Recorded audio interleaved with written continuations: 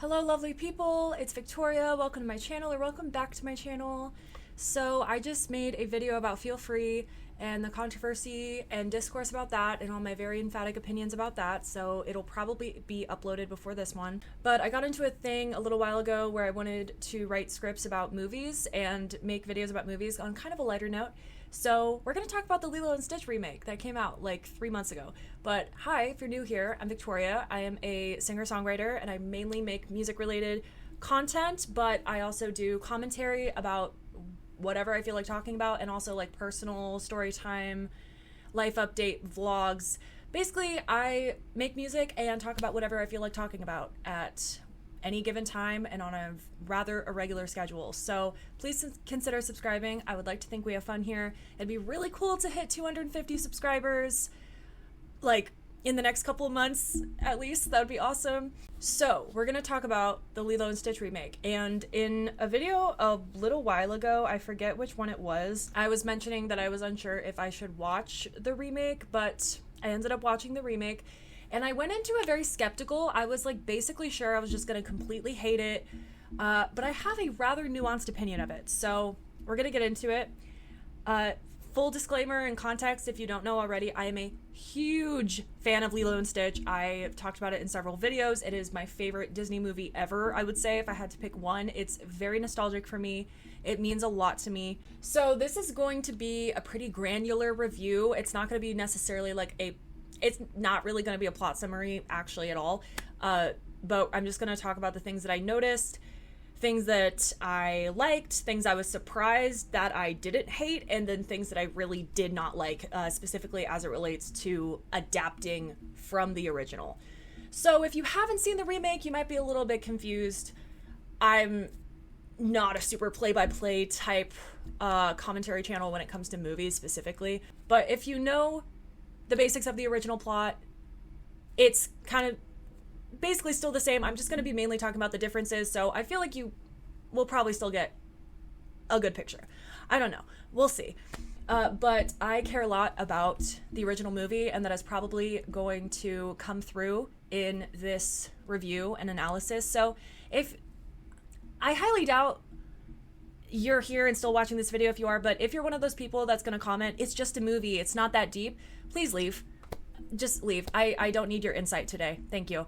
So we're just going to kind of go in no particular order. So overall, I was kind of surprised at how much I didn't just outright hate this movie, and there were quite a few things that I really enjoyed. But I was very put off by Jumba's accent, like immediately into the movie, and my sister and my mom that were watching it with me were like, we're just gonna have to get over it, we're gonna have to get used to it. I kind of got used to it, but I don't know, I feel like that played a big role in his characterization, but also that's not the only way that they changed Jumba's character. They made Jumba the villain. And I don't like that they took out Gantu. I don't like that they completely changed the villain and made Jumba the villain, because Jumba's so charming. Like, obviously he was kind of a bit of a secondary antagonist in the original movie, but he ultimately helps them, and he has this badass ship, and he helps rescue Lilo, and it's like a whole thing. But in this, he's just a flat out villain. I don't know. I feel like that flattened the plot a lot in comparison to the original, but I guess they wanted to lean into actually making him like an evil genius. I don't know. But then they made his ship like not that great quality, and it's like you designed a really dinky ship and you're supposed to be like this genius engineer, genetic scientist. I don't even know. I definitely felt Gantu's absence, and I missed Stupid Head as an insult. Just, that was very important. But I actually really liked the plot device of giving them human disguises, or almost like glamour runes. They don't call it that, but that people were saying that it was just due to like the animation budget, or the budget for CGI and stuff. Or like stop motion, whatever the hell, motion capture. The motion capture budget, my filmmaking vocabulary is not necessarily the best, but I personally really liked it, and I think it kind of made it more believable, instead of, you know, in the first animated movie they're still looking like aliens and then they just play it off like they're just weird looking humans. But I thought it made sense to make them look like actual people, so I wasn't too mad about that. So there were a few changes that I liked. I really liked the addition of Tutu as like a family friend and David's grandmother. Because if you think about it, Nani and David are both around 18-ish, which it could make sense that they're just living on their own and they don't have family, but I felt like it made sense that they would have some family support. Especially, you know, we know that Nani doesn't have a family, but I just thought it made sense for David to have some kind of family member, and for it was just cool that they had a family friend, some kind of support. I also like the addition of a different social worker rather than being introduced to Cobra Bubbles right off the bat at this like intimidating dude that's supposedly a social worker, but she's like much nicer, and I like that she actually gave Nani like solid feedback and tried to throw her a bone and tried to help her out. I really did like David's character, and I'm going to touch on this again. I really like the casting of basically everybody in this movie. But with David specifically, I noticed they made him a lot more awkward and squirrely than in the first movie, specifically around Nani. But they did it sparingly enough that it was still tolerable. I was also noticed how differently they characterized Lilo. Like, they really made Lilo a troublemaker, which I guess they did hint at in the first movie because it's like hinted at that she's getting into fights more because girls are mean to her, but it's really leaned on more in this version. And they also have the added thing of, instead of Lilo fighting Myrtle at a hula practice, they do it at a recital, and the parents are there, and the parents are like calling her this troublemaker and I guess pressuring, I forget his name, I totally could have looked it up. I forget the name of the hula teacher, but basically pressured him to kick her out of hula. And I thought that was an interesting change. Was wondering how necessary that was, but again, I wasn't mad about it.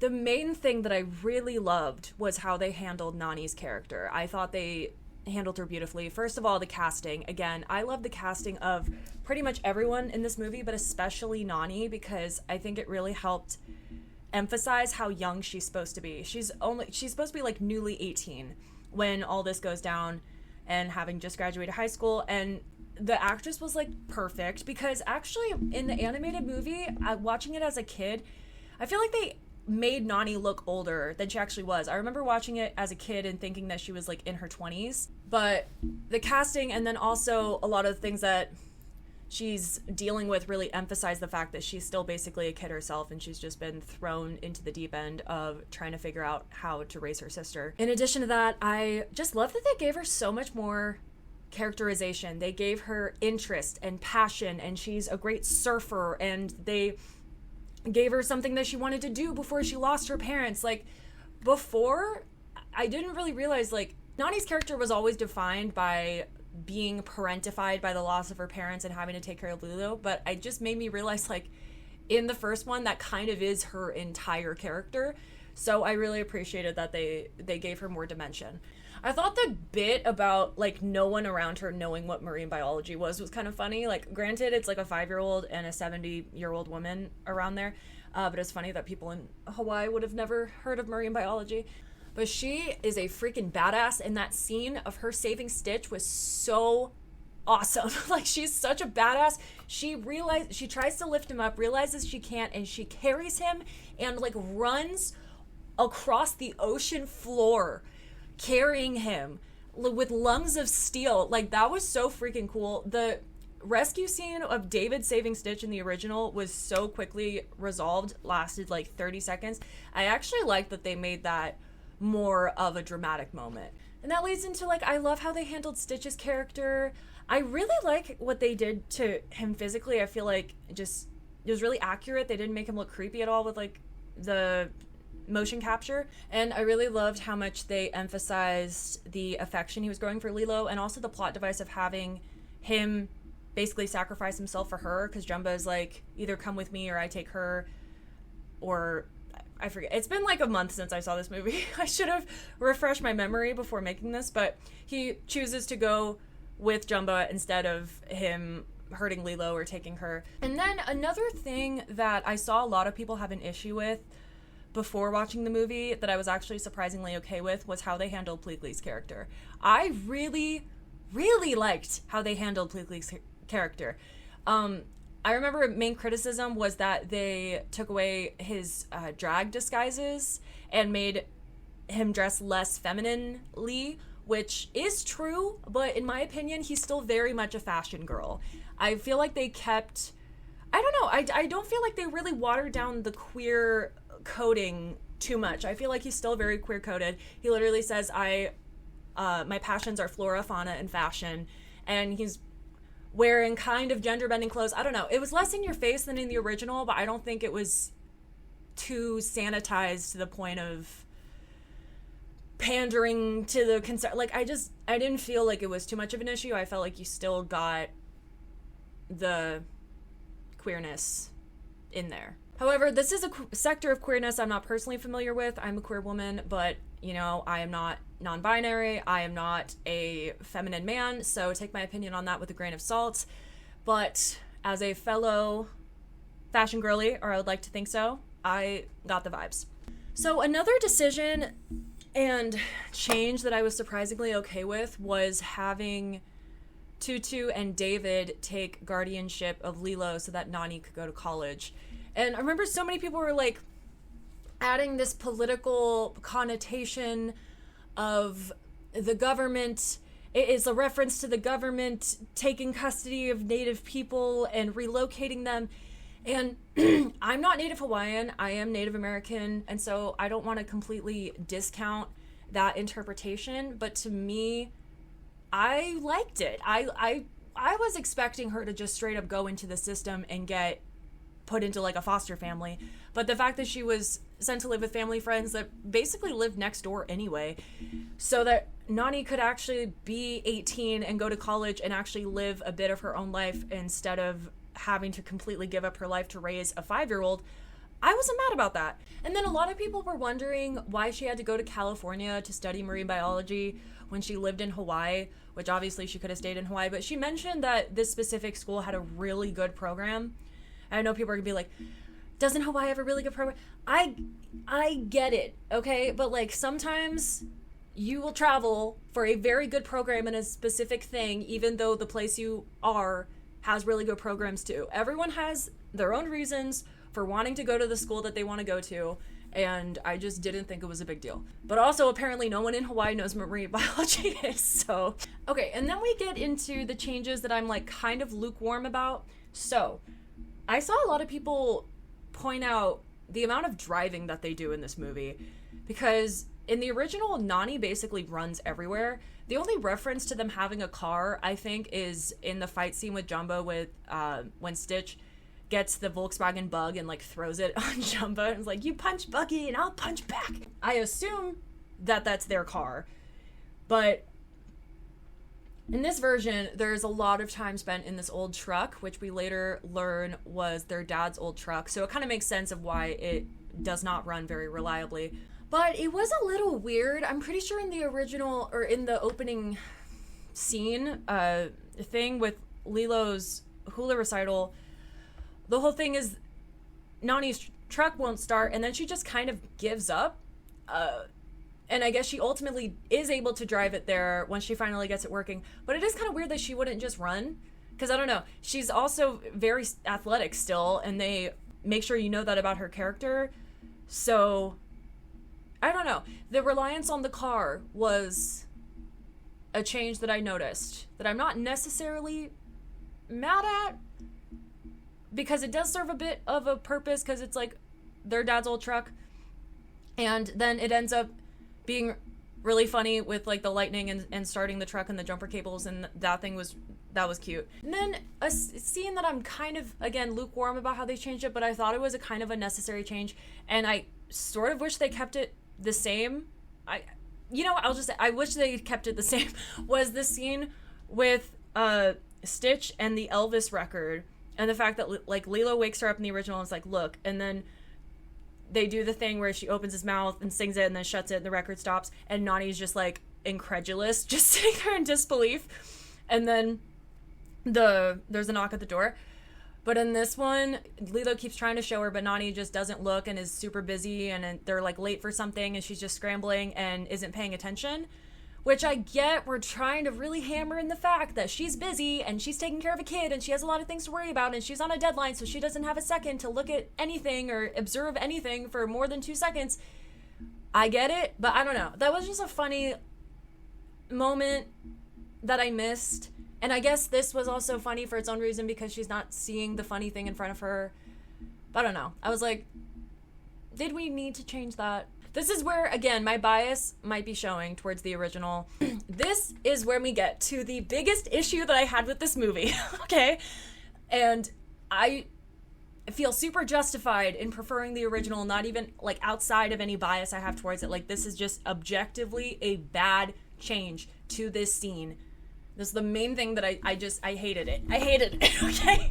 It was the scene at Nani's job where I don't even know if David asked her out in the adaptation, but they are talking about something and she's like, I have a lot going on. In the original, David asked her out. Nani's like, I have a lot going on, and walks away. Then Lilo goes, don't worry, she likes your butt and fancy hair.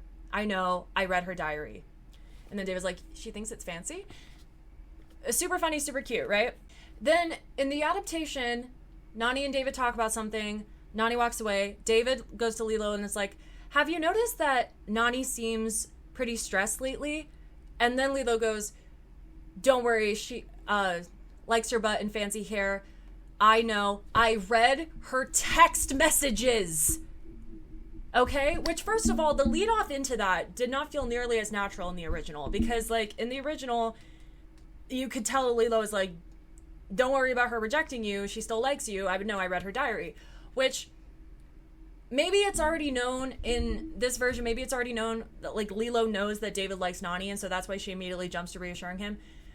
But it still felt very clunky that it goes from, like, have you noticed she's tense? And she's like, I don't know. Don't worry, she still likes you. It was kind of, okay, we didn't need to change that. But the fact that these people really were like, no, we need to change diary to text messages because clearly diaries don't still exist in 2025. It felt like such a clear, like, wink from the screenwriters of like, get it? We are adjusting to the times because we are aware of technology because we know that times have changed. But also, it literally does not make any sense because, okay, so it just feels like so, like, boomer humor, and it, like, so cringy to me, but it also just does not make sense on a plot level because Nani does not really have any friends. She has Tutu and David. Those are the only people that she interacts with this entire thing. So who the hell would she be texting about liking David's butt and fancy hair except for his grandmother, which I assume that that's not happening. So why could we not have just kept it as a diary? Why did we have to, like, that felt like such a petty, unnecessary change that completely took me out of the scene and made me aware that I was watching an adaptation.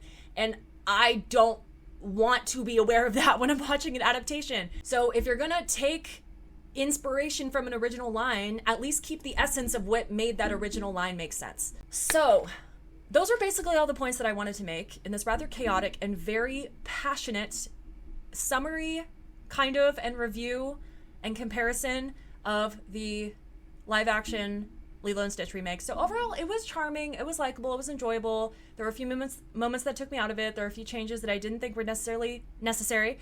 And I don't know if I would really watch it again. I think I don't think I would seek it out. I think if my family, like, wanted to watch it on movie night or something, I wouldn't have a problem with it and I would sit through it. But I would just rather watch the original. Like, basically 10 times out of 10, I would just rather watch the original. But again, my bias may just be showing. I don't know why I don't have a Lilo and Stitch tattoo, honestly. I freaking love that movie. So that was just about it. So let me know if you've seen the live action version and what you thought of it, how you feel about the original, how you think they compare. If you haven't seen the live action, if you don't want to, why you don't want to, what you thought of my review. Do you think I'm being too harsh? Let me know. Give me a piece of your mind in a comment down below. Please consider subscribing to this hodgepodge of a channel. Basically just a constant brain dump from me and uploaded very regularly. I appreciate you. Thank you for watching, and I hope to see you next time. Bye.